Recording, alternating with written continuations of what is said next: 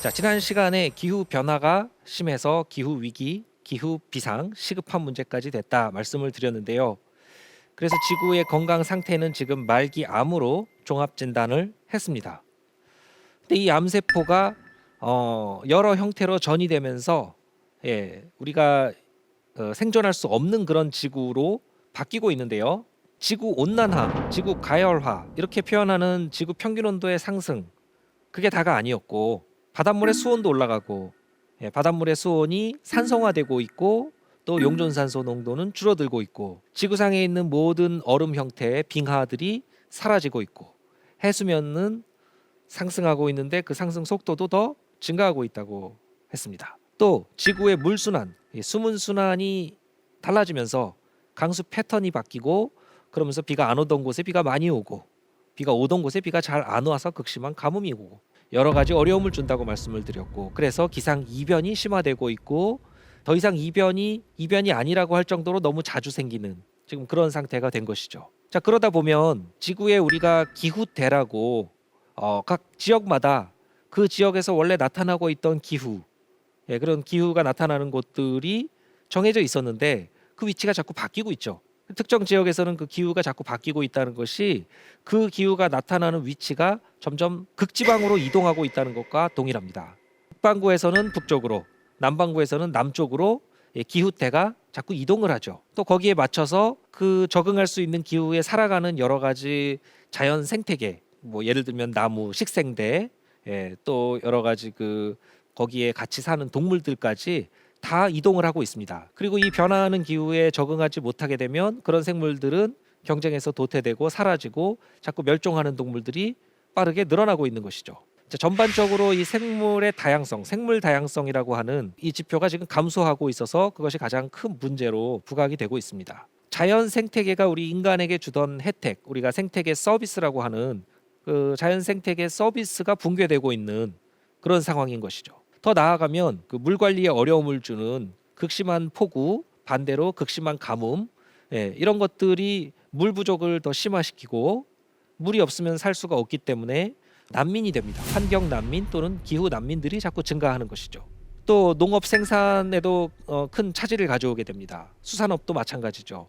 그런 농업과 수산업의 생산에 큰 차질을 가져오다 보면 여러 가지 식량 위기가 가져오게 될 것이고요. 즉 뭐 우리나라만 이 기후 변화 문제가 우리나라 국토에만 나타나지 않는다고 해서 우리가 안심할 수가 없는 것이 식량을 대부분 수입하지 않습니까? 우리나라 같은 경우는 식량 자급률이 낮은 것으로 알고 있는데 그런 경우에 식량난이 더 가중될 수도 있는 것이죠. 그러니까 기후 문제로 인해서 곳곳에서 식량 위기가 더 심해지면 우리나라 같이 식량 상당 부분을 해외에 의존해야 되는 나라는 또 식량난도 또 심각해질 수 있는 겁니다.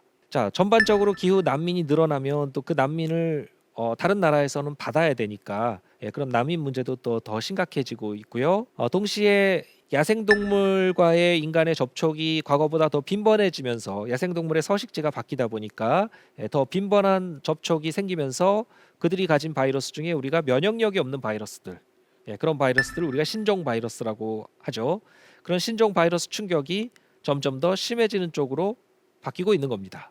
그것이 바로 기후 위기, 기후 비상이 계속 파급돼서 나타나는 그런 결과들이고 뿐만 아니라 안보 이슈까지 부각이 됩니다. 이런 여러 가지 자원의 문제라든가 물 문제라든가 이런 것들이 국가와 사회의 대립 갈등을 더 심화시키는 방향으로 작용하고 있고 이 지구 환경이 전반적으로 인류가 거주하기 어려운 그런 환경으로 바뀌다 보면 그 갈등이 증폭되는 것을 막기가 어렵다는 것이죠. 또 개인의 건강에도 여러 가지 악영향을 줍니다. 그래서 기후 변화, 기후 위기라고 우리가 부르는 문제는 지구 평균 온도가 올라가는 문제부터 나타나는 여러 가지 지구 환경 문제들에서 시작이 되지만 그냥 지구 환경 문제로만 끝나는 것이 아니라 이것이 파급되고 이 암세포가 전이되고 하는 과정에서 지구 환경 문제를 이미 넘어서서 정치, 경제, 사회, 여러 가지 문화, 안보 이런 건강의 문제까지 다 이어진다는 것이죠. 모든 문제의 이 근본에 이런 지구 환경에서 시작되는 이 기후 문제가 있다는 겁니다. 그래서 이 파급이 어마어마하기 때문에 우리가 이 문제를 꼭 해결해야만 되는데요.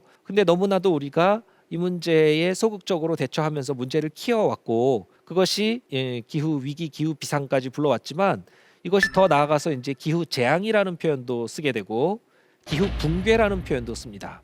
그래서 완전히 무너져서 돌이킬 수 없게 되어버리는 그런 우려도 있고요. 그게 이제 기후 파멸이라는 클라이밋 아포칼립스 또는 디스토피아, 완전히 그런 인류가 거주할 수 없는 행성으로 바뀌게 되는 그런 시나리오까지 생각을 하게 되는 것이죠. 자, 이렇게 심각한 기후 문제에 해결을 어떻게 해야 되는가?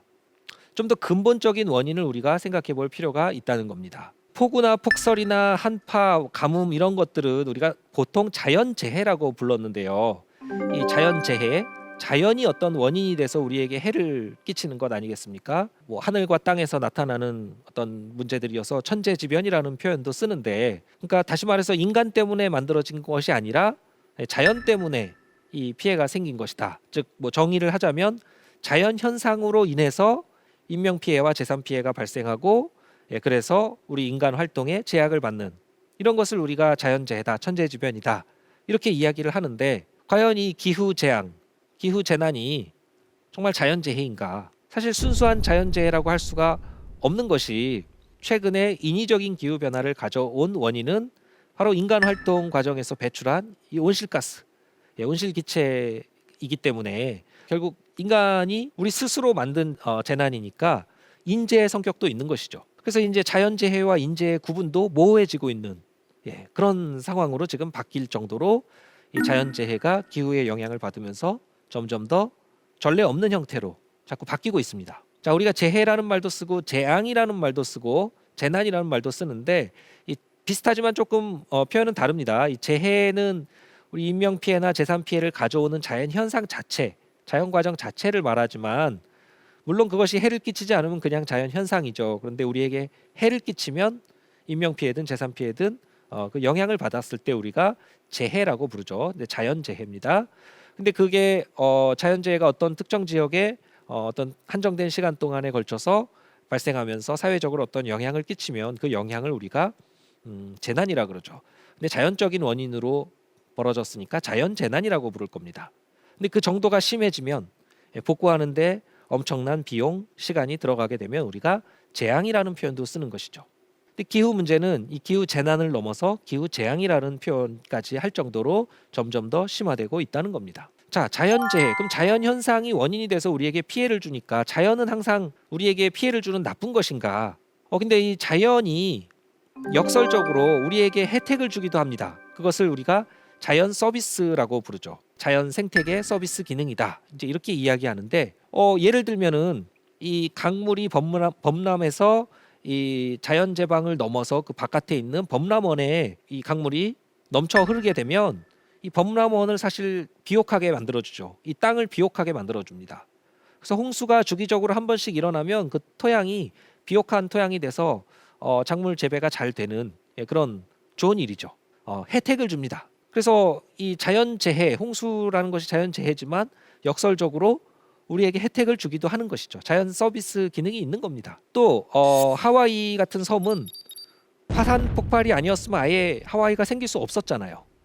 그렇기 때문에 하와이라는 것이 사실은 화산 폭발로 만들어졌으니까 화산이라는 자연재해가 역설적으로 우리에게 혜택을 주기도 했다는 것이죠.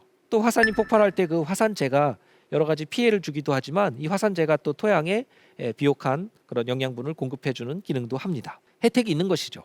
또 태풍은 강풍과 호우를 동반하면서 태풍이 접근하게 되면 여러 가지 강풍 피해, 호우 피해, 또 바다에서는 풍랑과 너울 이런 것들로 큰 피해를 보기 십상인데, 그럼 우리에게 항상 해만 주는가? 그렇지 않다는 겁니다. 태풍도 바다에서 태풍이 만들어져서 이동하는 과정에서 이 바닷물을 뒤섞어 주기 때문에 강풍에 의해서 바닷물이 위에 있는 바닷물과 아래에 있는 바닷물이 잘 섞입니다. 이 바닷물이 잘 섞여주면 저 깊은 데 가라앉아 있던 영양분이 표층에 공급이 되기 때문에 이 표층 바다에는 빛은 들어오지만 영양분이 잘 없는 상태였다가 영양분이 공급되게 되면 빛도 있고 영양분도 있기 때문에 식물성 플랑크톤들이 대량 번성할 수가 있게 됩니다. 자, 식물성 플랑크톤이 태풍에 의해서 대량 번성하게 되면 이 식물성 플랑크톤들은 광합성을 하기 때문에 이산화탄소를 흡수하고 산소를 공급해주는 역할을 하죠. 자, 이산화탄소 흡수해주고 산소를 공급한다는 것은 우리에게 좋은 일이지 않습니까? 혜택을 줍니다. 심지어 태풍마저도 우리에게 이런 자연 서비스 혜택이 있다. 그런 겁니다. 그래서 우리가 자연재해라고 부르는 태풍, 홍수, 가뭄, 폭염, 산사태, 지진, 해일, 폭우 뭐 여러 종류의 이런 자연 현상이 원인이 돼서 우리에게 피해를 주는 것들도 역설적으로 다른 한편으로는 자연 서비스 혜택을 주기도 한다 하는 것이죠. 자, 그래서 우리가 이런 자연 재해나 자연 서비스를 인간과 자연의 상호작용 관점에서 이해할 필요가 있습니다.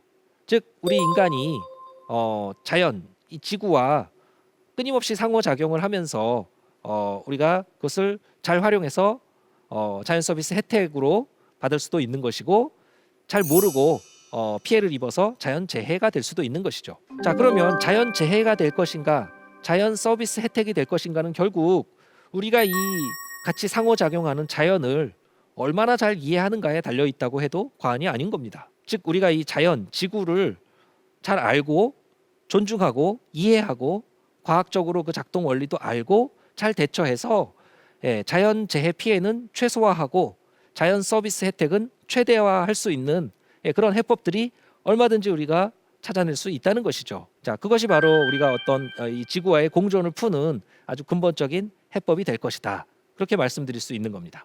자, 그러면 우리가 자연을 점점 많이 알아가니까 자연과학을 통해서, 특히 지구환경과학을 통해서 지구를 더 많이 알고 이해하고 지구가 작동하는 과학적 원리들을 생각해서 자연재해 피해를 줄이도록 계속 대처를 잘 해왔는데, 방제 노력을 많이 해왔는데, 그럼에도 불구하고 자연재해 피해 규모는 어마어마하게 지금 있고 있습니다. 자, 전 지구적인 자연재해 피해 규모는 사실 어마어마한데, 사망자 수를 보게 되면 10년 정도, 1998년부터 2017년 10년 동안 56%의 전체 자연재해 사망자의 56%를 설명하는 재해가 바로 지진입니다. 지진 때문에 74만 명 이상이 사망했는데요. 2017년까지 데이터니까 최근에 뭐 튀르키예 지진 이런 것들이 포함되지도 않은 수치입니다. 자, 전체 74만 명 이상의 사망자를 가져온 무시무시한 자연재해가 지진이고, 지진 외에도 여러 가지 그 홍수, 태풍 이런 것들이 20만 명, 10만 명, 14만 명 이상의 이런 사망자를 가져올 정도로 엄청난 피해를 가져왔습니다. 자, 10년 만에 이렇게 많은 사망자를 가져왔다는 것은 매년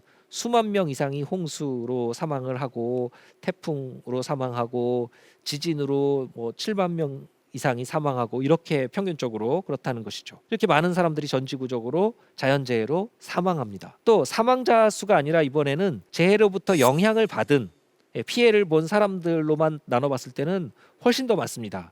그리고 지진보다도 이 경우에는 홍수와 가뭄 이런 것들로 인한 피해가 훨씬 큽니다. 그래서 홍수 피해를 입은 사람들이 전체 자연재해 피해 인구의 약 45%, 절반 가까이 되는데 20억 명이 넘습니다. 20억이 넘는 사람들, 전체 인구가 우리 지금 80억 정도 되는데 4명 중에 1명은 홍수 피해를 입고 있는 것이죠. 가뭄 피해도 15억 명 이상이 가뭄 피해를 입었습니다. 이렇게 많은 사람들이 오늘날 자연재해로부터 피해를 입고 있죠. 그리고 그 시간에 따라서 그 자연재해 피해 규모, 경제적인 피해 손실액 이런 것들을 좀 추산을 해보면은 과거 120년 동안 이렇게 그 자연재해 피해액을 종류별로 뭐 구분해서 이렇게 보면은 그 종류에 관계없이 전체적으로 시간에 따라 급증하고 있는 것을 볼 수가 있습니다. 그러니까 2010년대, 2020년대에 들어오면서 자연재해 피해 규모가 기하급수적으로 증가한 것이죠. 자, 인간이 이 자연의 과학적인 원리를 점점 더 많이 알아가고, 그 대처 노력도 더 많이 하고, 끊임없이 방제 노력을 하고, 첨단 과학 기술로 재해 모니터링도 하고 하는데, 그럼에도 불구하고 자꾸 자연재해 피해 규모가 이렇게 커지는 것은 왜 그럴까요? 바로 이 자연재해 피해 규모의 증가 배경에 또 이 기후 위기가 있는 것이죠.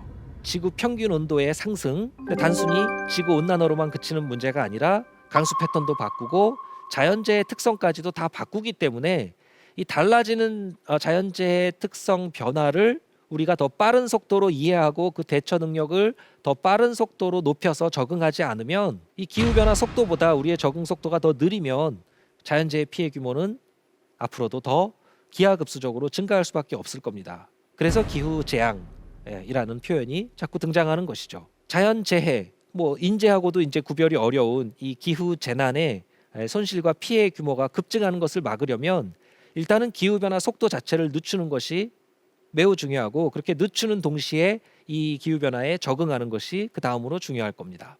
자, 그러면 기후 변화, 즉 지구 평균 온도가 앞으로 어떻게 될 것인가? 대표적인 지표로 우리가 생각할 수 있는 게 지구 평균 온도니까, 지구 평균 온도는 앞으로 어떻게 변화할 것인가?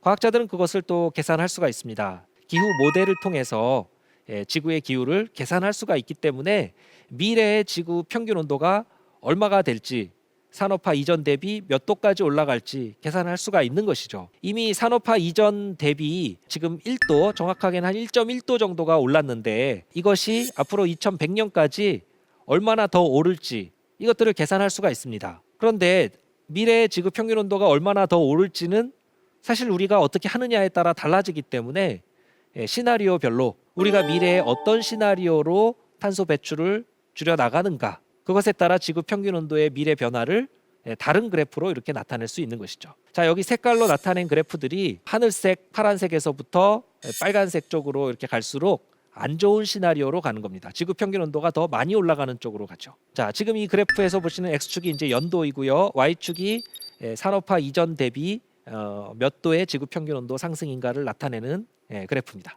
그래서 2010년대 후반에 지금 1도 남짓 넘겨 있는데, 여기서부터 이제 미래의 지구 평균 온도가 갈라지기 시작합니다. 그래서 우리가 좋은 시나리오로 했을 때는 제가 점선으로 표시해 놓은 1.5도를 살짝 넘긴 하지만 2도보다는 아래를 유지하면서 2100년까지 거의 1.5도 수준으로 유지하면서 갈 수가 있는 그런 좋은 시나리오가 하늘색으로 표시되어 있고요. 나쁜 시나리오, 안 좋은 시나리오는 제가 그 실선으로 표시한 2도를 넘어서 3도, 4도, 5도 이렇게 올라간다는 겁니다. 물론 이 시나리오를 좌우하는 것은 우리가 탄소를 어떻게 배출하느냐에 달려 있는 것이죠. 그래서 현재 우리가 지금 배출하고 있는 탄소, 여기 40이라고 표현한 것이 이제 우리가 현재 배출하고 있는 수준입니다. 근데 거기에서부터 탄소 배출량이 급격하게 줄어들어서 2050년, 2060년 경에는 제로, 0까지 도달을 하게 되죠. 순 배출, 순 흡수 합쳐서 배출량과 흡수량을 합쳐서 순 배출이 0이 되는 탄소 중립, 탄소 제로, 넷 제로에 도달하는 그런 시나리오가 하늘색, 좋은 시나리오로 돼 있는 것이고요. 이제 나쁜 시나리오는 빨간색이죠. 지금처럼 배출량이 계속해서 늘어나거나 더 빠르게 늘어나서 2070년, 2080년 돼서야 좀 둔화되지만 여전히 많이 배출하는 그런 시나리오로 가는 것이 나쁜 시나리오입니다. 자, 좋은 시나리오로 가느냐, 빠르게 탄소 배출을 줄여서 좋은 시나리오로 가느냐, 아니면 지금처럼 배출하면서 나쁜 시나리오로 가느냐에 따라 지구 평균 온도가 이처럼 큰 차이를 보인다는 겁니다. 그런데 앞으로 한 10년 안에 저기 1.5도 수준에 도달하는 것은 어떤 시나리오로 가도 사실 막기가 어려운 그런 상황이라는 것을 보여주는데요.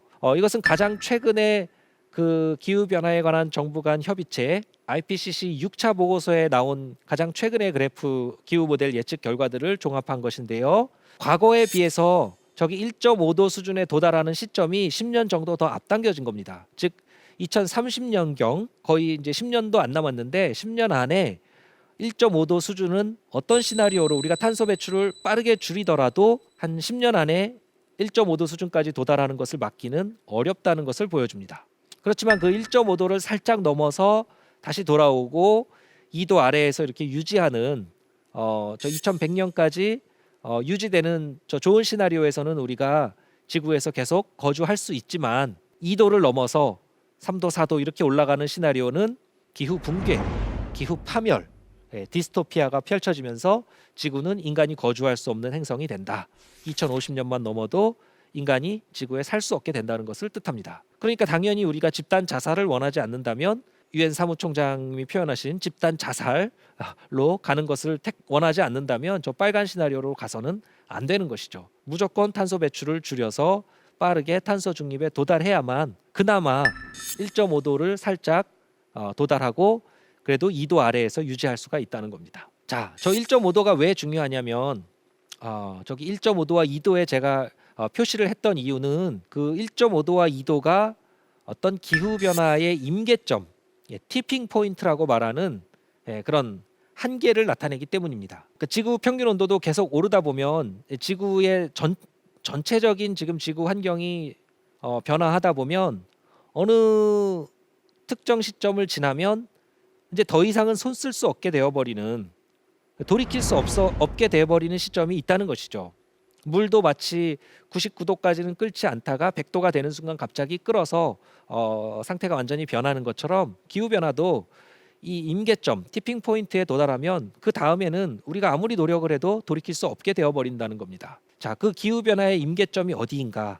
누구도 이 임계점이 어디다 정확하게 제시할 수는 없지만 여러 가지 지표들을 볼 때 지구 평균 온도가 1.5도에서 2도 사이가 되면 이 돌이킬 수 없게 되어 버리는 시점 이다, 이렇게 많은 과학자들은 생각을 하고 있습니다. 그리고 이미 여러 가지 지구의 상태를 나타내는 지표, 진단 이 키트라고 할 수 있죠. 이 지표들의 16가지의 어떤 지구 환경 변화 지표들 중에서 그 중에 5가지 정도는 이미 티핑 포인트를 넘어갔다 하는 논의들이 되고 있는 상태입니다. 그만큼 임계점에 가까워진 것이죠.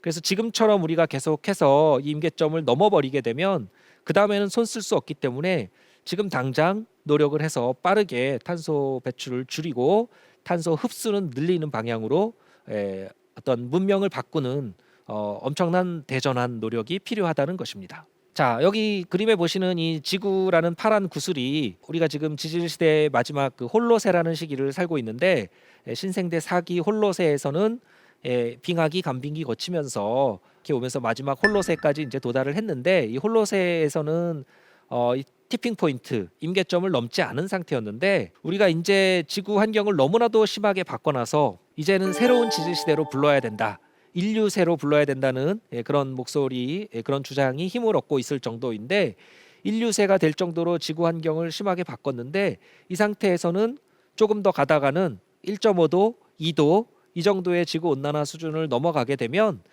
기후변화 임계점을 넘어버려서 그 다음에는 저 깊은 골짜기로 빠져버린다는 겁니다. 그러면 다시 이쪽으로 되돌아올 수가 없는 그런 문제가 있다는 것이죠. 그래서 저 임계점 도달하기 전에 우리는 그 아래 수준으로 유지하기 위해서 노력을 해야 한다는 것이고, 그래서 파리 기후변화 협약에서 바로 이 지구 온난화 수준을 2도 아래에서 유지하자, 가급적 1.5도 아래를 유지하자라고 합의를 국제사회에서 한 겁니다. 자, 그렇지만 1.5도는 이미 달성하기 어려운 이런 전망이 더 우세하게 이렇게 됐고요. 앞으로 10년 내에 1.5도를 맞이하면서 극단적인 기후 재난, 기후 재앙, 각종 기상 이변 이런 것들이 일상화되는, 지금보다 더 심화되는 그런 상황이 앞으로 10년 안에 계속해서 벌어지는 것을 막기는 어렵습니다.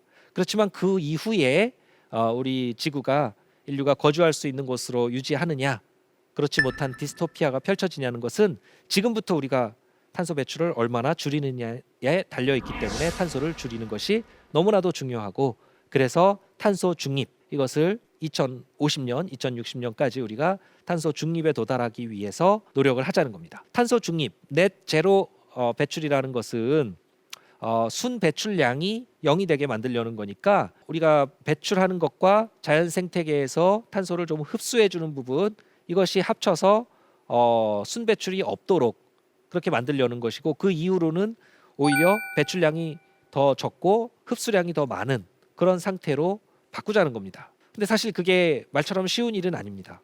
지금 우리 인류의 문명이 산업화 이후에 탄소 문명이라고 할 정도로 탄소에 많이 의존하면서 지금까지의 이런 경제 성장을 다 해왔지 않습니까? 그렇기 때문에 이것을 완전히 탄소에 의존하지 않는 탈탄소 문명으로 바꾸기 위해서는 상당히 많은 노력이 모든 부문에서 노력 요구되고 있습니다. 특히 이제 지구 전체적으로 보면 탄소 배출의 상당 부분이 전기 에너지를 만드는 데 사용이 되니까, 즉 발전 방식에 석탄 화력 발전 이런 것들을 많이 하기 때문에 발전 과정에서 탄소를 많이 배출하는데요. 이것을 빨리 재생에너지 형태로 다 바꿔서 우리가 전기를 만들더라도 이것은 탄소를 배출하지 않으면서 전기를 만드는 그런 방식으로 빠르게 전환을 해야 될 거고요. 또 그 다음에 우리가 이동수단에서도 탄소를 많이 배출하지 않습니까? 그래서 자동차부터 비행기, 기차, 여러 교통수단들이 탄소를 배출하면서 이동을 하고 있었는데, 탄소 배출하지 않고 이동할 수 있는 그런 다양한 탈탄소 모빌리티, 이런 것들을 빠르게 바꿔나가야 할 것이고요. 또 여러 가지 상품들, 우리가 대량 생산하고 쓰레기들을 많이 만드는 이런 방식으로 우리가 지금까지 경제 활동을 하고 산업 활동을 하다 보니까 이 순환형 상품이 아직까지도 많지 않은데 이런 것들을 계속해서 순환하고 순환시키고 업사이클해서 선순환시키는 이런 것들 노력이 또 필요하고요.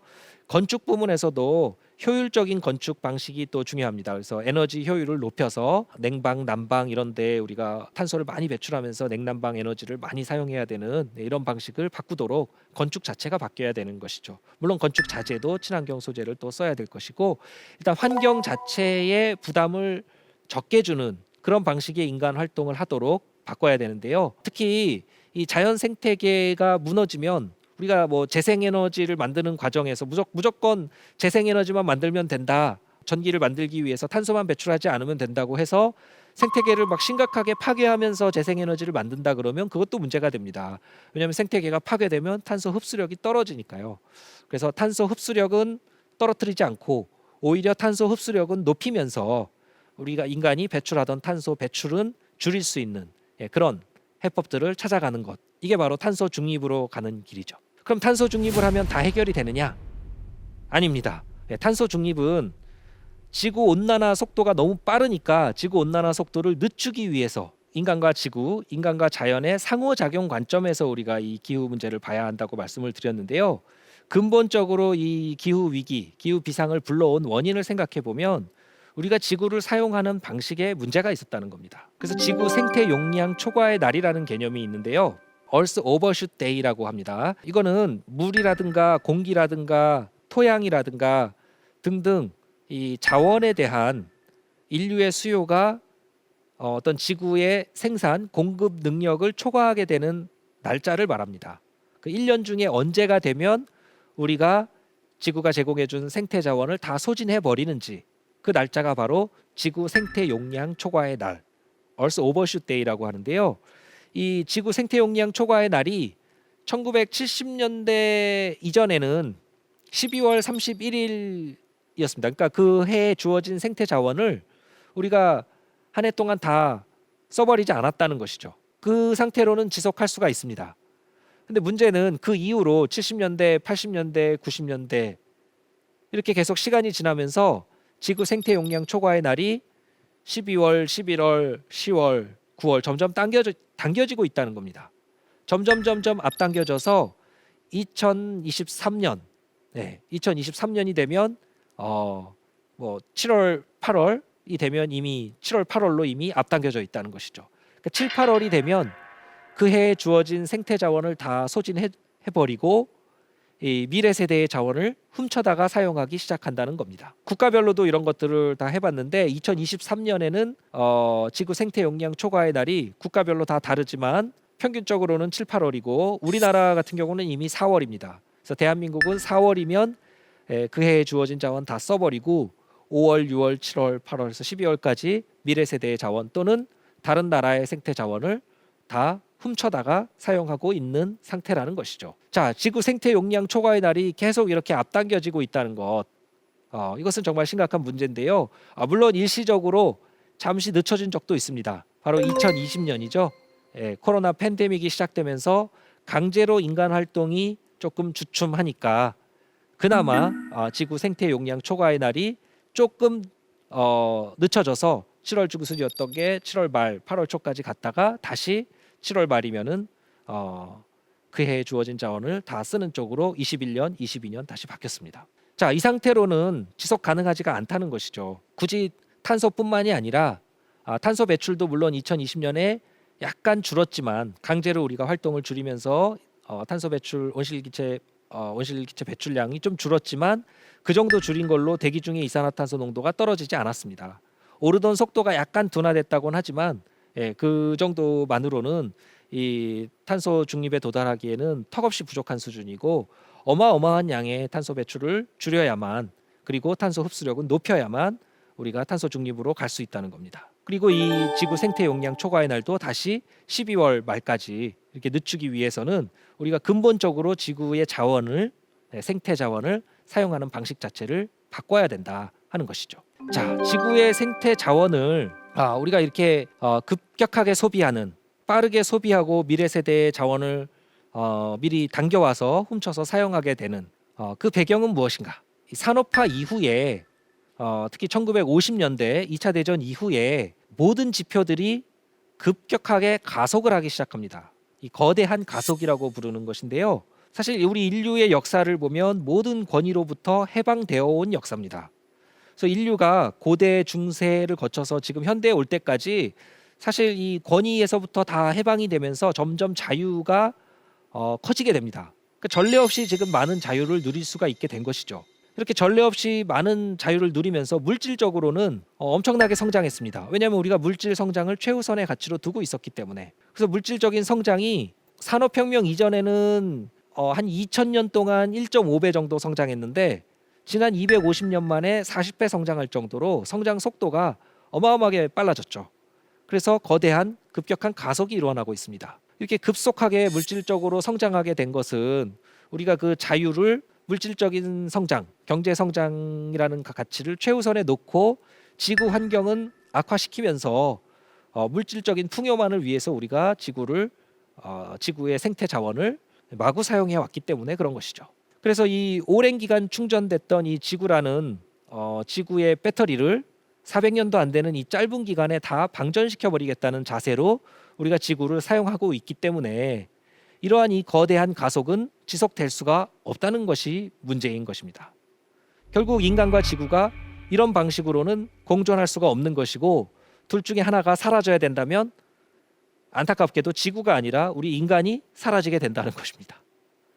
그렇기 때문에 우리는 지구와의 공존을 하는 방식으로 상호작용 방식을 근본적으로 바꾸지 않으면 안 되는 것이죠. 자, 그래서 그 상호작용 방식을 바꾸려면 가장 최우선에 뒀던 이 물질적인 성장 이것만을 추구하는 것이 아니고 뒷전에 두었던 이 지구 환경 이 문제를 돌아봐야 된다는 겁니다. 자, 전례 없이 우리가 누렸던 이 자유에는 항상 책임이 따릅니다. 그래서 그 책임을 져야 되는 것이 바로 지금 우리의 세대가 해야 되는 의무인 것이죠. 지금의 이 급속한 이 물질적 성장으로 지구 환경이 총체적으로 지금 변화했는데 우리 인간이 인구도 많이 늘어났고 경제 성장도 많이 늘어났고 모든 것이 급가속했지만 1950년대 이후에 이렇게 급격한 가속을 하면서 지구 환경에 너무나도 큰 변화를 가져오고 지구를 압도하는 이런 변화를 가져오게 되니까 지금의 시대를 더 이상 신생대 사기 홀로세가 아니라 인류세라는 새로운 지질 시대로 불러야 한다. 인류세, 엔트로포신이라고 불러야 한다는 그런 주장이 이제 힘을 얻고 있는 상태가 됐습니다. 자, 인류세라는 표현은 1995년에 노벨 화학상을 수상했던 이 폴 크루첸 교수님이 많이 사용을 하면서 사람들에게 많이 알려진 이제 그런 용어가 됐는데요. 인류가 지구를 압도적으로 변화시켜서 지구 환경에서 인간이 너무 우세하게 이렇게 됐기 때문에 탄소 배출, 각종 오염물질, 또 환경 파괴, 그리고 무분별하게 에너지와 자원, 특히 생태 자원들 이런 것들을 사용하면서 자원이 고갈되어 가고 있는 문제, 이런 것들을 총체적으로 봤을 때 지금의 시대는 아예 새로운 지질 시대로 부를 정도이다라고 한 것이죠. 그래서 그것을 홀로세가 아니라 인류세라고 불러야 된다. 인간의 시대이다. 이렇게 한 것입니다. 그럴 정도로 인간이 너무나도 지구를 황폐화시키고 있는 중인데요. 사실 지금 현재 인간이 키우는 가축이 전체 질량의 거의 97%, 99% 대부분을 차지한다고 합니다. 그리고 그 야생 동물은 1%, 3% 이렇게 아주 적은 부분만 차지하고 그만큼 인간이 지구상에 너무 압도적인 존재가 된 것이죠. 근데 이 상태로는 지속 가능하지가 않고 특히 기후 문제는 너무나도 심각해져서 이제 기후 비상이 됐고 기후 붕괴를 앞둔 초일기에 들어간 상황이기 때문에 이 벼랑 끝에서 우리가 탄소 중립에 빠르게 도달하도록 바꾸지 않으면 살아남을 수 없게 된다는 것이죠. 그 스티븐 호킹, 영국의 천재 물리학자였던 이 스티븐 호킹 이분이 돌아가시기 전에 그런 이야기를 많이 하셨다고 합니다. 우리가 지금 지구 온난화를 되돌릴 수 없는 시점, 즉 티핑 포인트에 너무 가깝게 근접했기 때문에 이제는 지구 온난화가 돌이킬 수 없는 시점에 가까우니까 이 지구를 버리고 떠나야 된다. 200년 안에 지구를 버리고 떠나라. 그런 이야기를 하셨다고 합니다. 근데 우리가 지구를 버리고 떠날 능력이 없습니다. 일단 지금 뭐 최근에 와서 민간 우주 여행도 하고 우주 진출을 하려고 여러 가지 시도들을 많이 하고 있지만 지구를 버리고 떠나서 우주에 우리 인류가 살 수 있는 곳이 없죠. 그리고 더 중요한 것은 지구를 버리고 떠날 능력도 없지만 그럴 자격이 없다는 것이 정말 가장 큰 문제이죠. 지구를 버리고 떠날 자격이 없습니다. 왜냐하면 지구를 우리가 이렇게 만들었기 때문에 이렇게 만든 이 전례 없이 누린 자유에 대한 책임을 우리 스스로 져야만 하는 것이죠. 그렇기 때문에 대안이 없습니다. 결국 이 지구에서 우리가 지구와 상호작용하는 방식을 근본적으로 바꾸지 않으면 지금의 방식으로는 더 이상 지속될 수가 없다 하는 겁니다. 그래서 이제 근본적인 방식을 바꿔야 되는데 자, 어떤 식으로 바꿔야 되는가? 그러면 이 과학기술의 힘으로 우리가 전례 없이 자유도 누리고 물질적인 큰 성장도 이루고 과학기술 발전으로 많이 혜택을 받고 그렇지만 이 지구 환경의 악화를 통해서 이 인류세라고 부를 정도로 심각한 이 환경 위기를 가져왔으니까 그럼 과학기술을 다 포기해야 되는가? 석기시대로 돌아가야 되는가? 그것은 또 아니라는 겁니다. 석기시대로 돌아가자는 이야기가 아니고 이 근본적인 원인을 찾아서 우리가 과학기술을 사용하는 방식을 바꿔야 된다 하는 것이죠. 그러니까 지구와의 상호작용 방식을 바꾸기 위해서 새로운 문명을 건설한다는 방식으로 과학기술을 사용은 하되 다른 방식으로 사용해야 된다. 지금까지의 방식이 아닌 좀 더 지속 가능한 방식으로의 사용이 필요하다 하는 겁니다. 바다를 과학적으로 이해하는 것이 너무나도 중요하다 하는 생각을 해서 UN 해양과학 10년이라는 것을 유엔에서 선언했습니다. 그래서 UN 해양과학 10년은 2021년부터 2030년까지의 10년인데 지금이 바로 UN 해양과학 10년 기간이죠.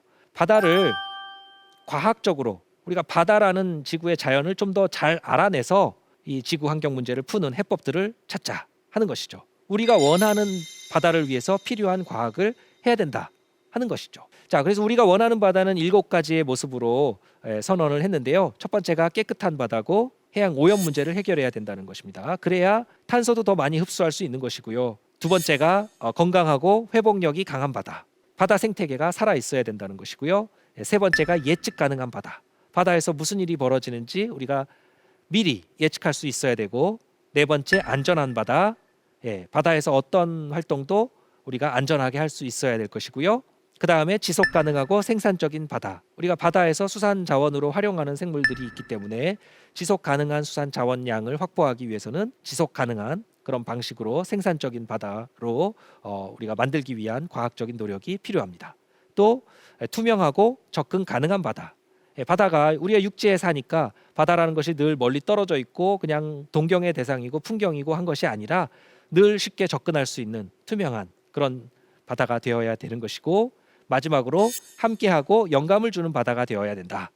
바다를 통해서 우리가 힐링을 하게 되는 것이죠. 관광과 힐링 이런 기능이 있기 때문에. 그래서 이 지속 가능한 사회로 우리가 탈바꿈을 하기 위해서 근본적으로 자연을 대하는 방식이 바뀌어야 되는데 가장 중요한 것이 바로 이 자연, 이 지구 환경을 과학적으로 이해하려는, 상대를 우리가 이해하고 존중해야 함께 공존이 가능한 법입니다. 자, 우리가 자연을 알아내려는 것들은 자연 과학자가 하는 일입니다.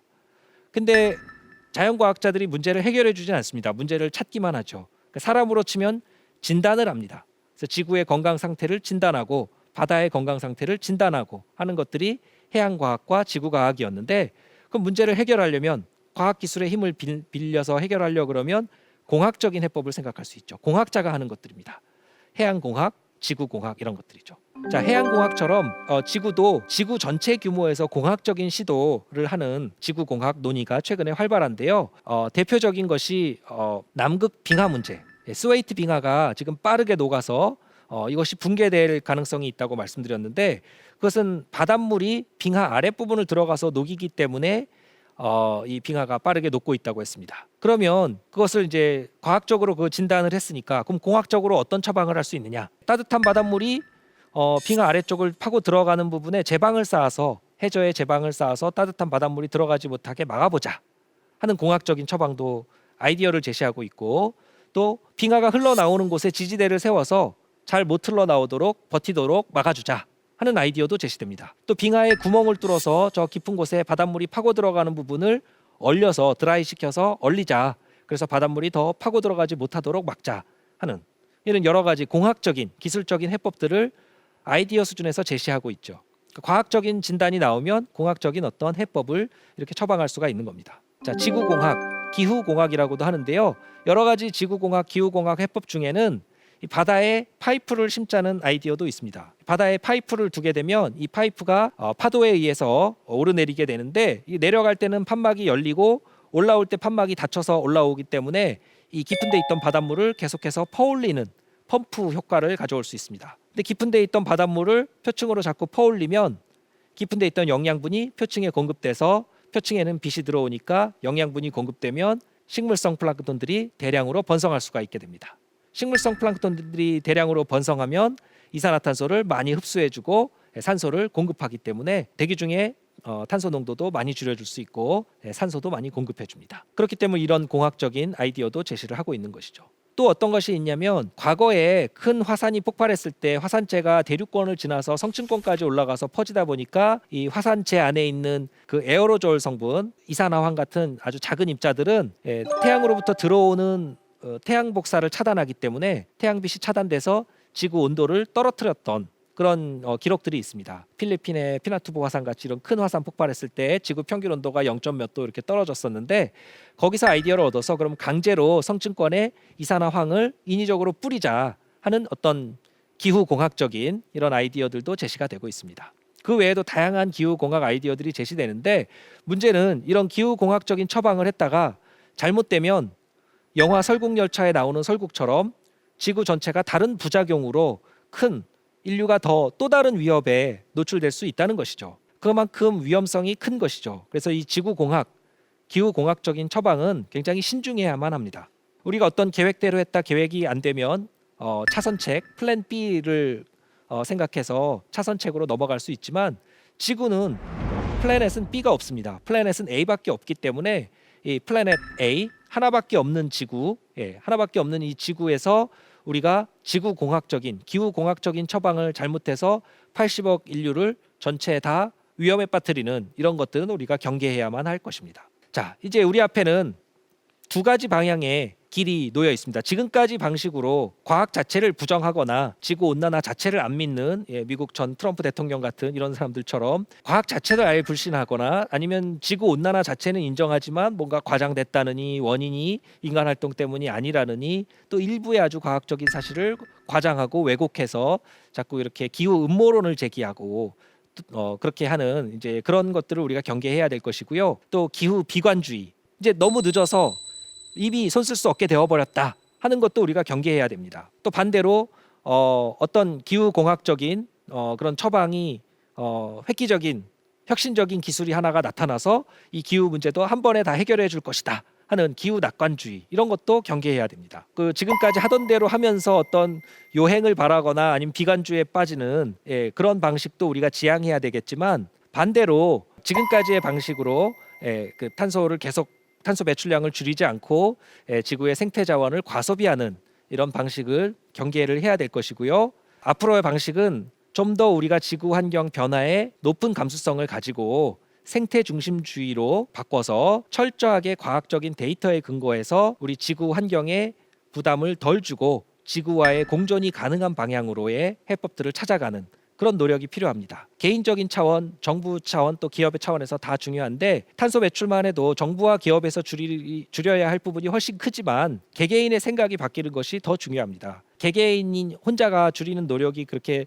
크지는 않지만 이 개인이 인식이 바뀌게 되고, 그런 개인이 늘어났을 때 투자자이자 유권자인 개인이 바뀌었을 때 결국 정부도 바뀌고 기업도 바뀌기 때문에 그런 것이죠. 자, 이 두 갈래 길에서 어느 방향을 선택해야 될지는 분명하게 정해져 있는 것이죠. 자, 이번 강연에서는 인류의 생존을 위협하는 기후 위기 문제로부터 총체적인 지구 환경 문제의 근본 원인을 인간과 자연의 상호작용 관점에서 생각해 봤고요. 인간과 지구가 공존하기 위해서는 그 출발점이 바로 과학이다 하는 것을 우리가 말씀드렸습니다. 자, 과학을 부정하거나 과학적 사실 자체를 왜곡하는 기후 음모론도 경계해야 되겠고, 또 이미 너무 늦어버려서 손 쓸 수 없게 되어 버렸다 하는 그런 자포자기하는 기후 비관주의도 경계해야 될 것입니다. 또 반대로 갑자기 혁신적인 기술이 나타나서 모든 문제를 한꺼번에 해결해 줄 것이다 이렇게 막연히 기대하는 기술 낙관주의, 또 위험천만한 기후 공학적인 시도, 이런 것들도 모두 경계해야 됩니다. 지금은 그동안 물질 성장만을 추구하며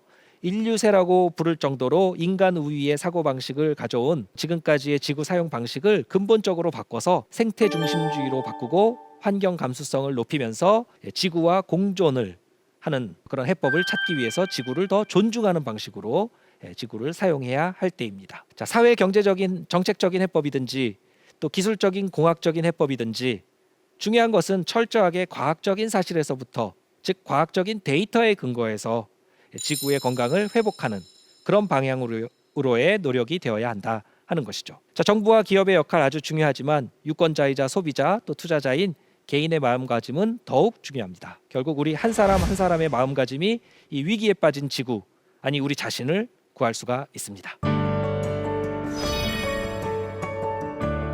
지구와의 공존을 꿈꾼다면 먼저 지구를 과학적으로 알아야 한다.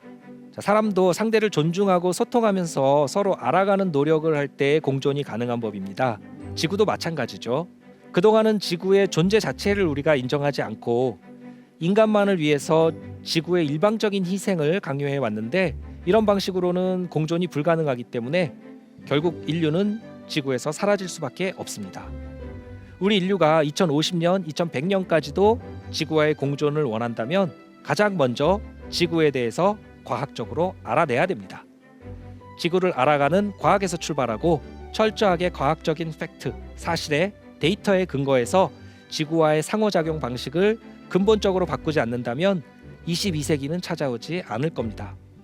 지금까지 대한민국 최고의 강연 최강 1교시 남성현이었습니다. 고맙습니다.